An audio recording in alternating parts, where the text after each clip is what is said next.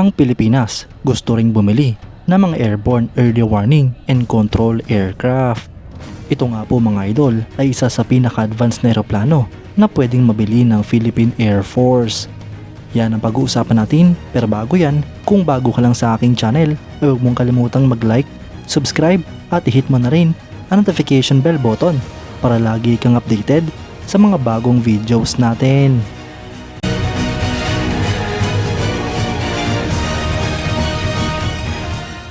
Sa kakatapos lang na 70th anniversary ng Philippine Air Force ay nabanggit dito ni Defense Secretary Gilberto Teodoro na ang Philippine Air Force ay hindi lang nangangailangan ng mga multi-role fighters, ngunit kailangan din ito ng mga supporting airborne warning and control system. Ganoon din nga raw po ang mga aerial refueling tanker aircraft bilang parte ng package. Base naman nga po sa Philippine Air Force Rehorizon 3 Modernization Plan ay kasama nga po dito ang acquisition para sa dalawang airborne early warning and control aircraft at least dalawang aerial refueling tanker aircraft. Saktong-sakto naman nga po ang statement na ito mga idol dahil ang Saab nakasama sa nag-o-offer para sa multi-role fighter aircraft acquisition project ay hindi lamang nag-o-offer ng mga eroplano na fighter aircraft kundi kasama na rin ang kanilang mga early warning and control aircraft. Itinutulak nga po nila ang kanilang top of the line na Global Eye Early Warning and Control Aircraft na kung saan kinumbine dito ang ERI ER Airborne Radar at Bombardier Global 6000 business jet platform.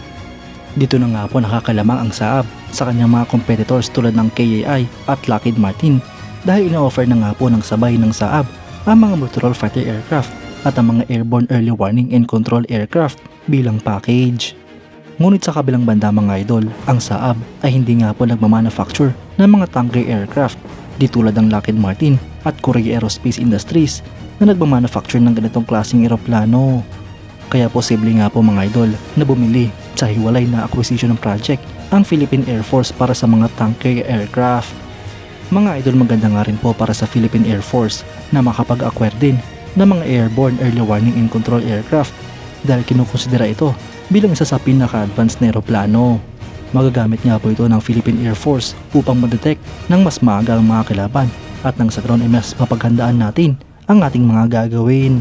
Bukod pa dyan mga idol ay magagamit nga po natin ito sa pagpapatrol sa ating mga teritoryo at sa pagsisiguro ng seguridad ng mga mamamayan nito. Sa kabilang banda naman mga idol ay kailangan din natin ng mga aerial tanker dahil magagamit ito upang i-refuel ang mga fighter aircraft na bibilhin ng Pilipinas. Kung sakasakali nga pong kailanganin ng mga eroplano ng Pilipinas na magsagawa ng aerial refueling ay hindi na nga po nito kailangan pang lumanding sa lupa upang mag-refuel dahil dito na nga po papasok ang mga aerial tanker na gagamitin upang i-refuel ang mga eroplano. Saktong-sakto naman yan mga idol dahil maraming units ang pinaplanong bilhin ng Pilipinas para sa mga fighter aircrafts at bilang paghahanda na rin ay kailangan nga po ng Air Force ng mga aerial refueling tankers. Kayo mga idol, anong masasabi nyo? Comment down below for your thoughts and opinions. At yan nga lang po ang pag-uusapan natin ngayon mga idol. Maraming salamat sa panonood. Huwag nyo rin kalimutang mag-like at subscribe bilang suporta sa ating channel. Mabuhay kayo mga idol!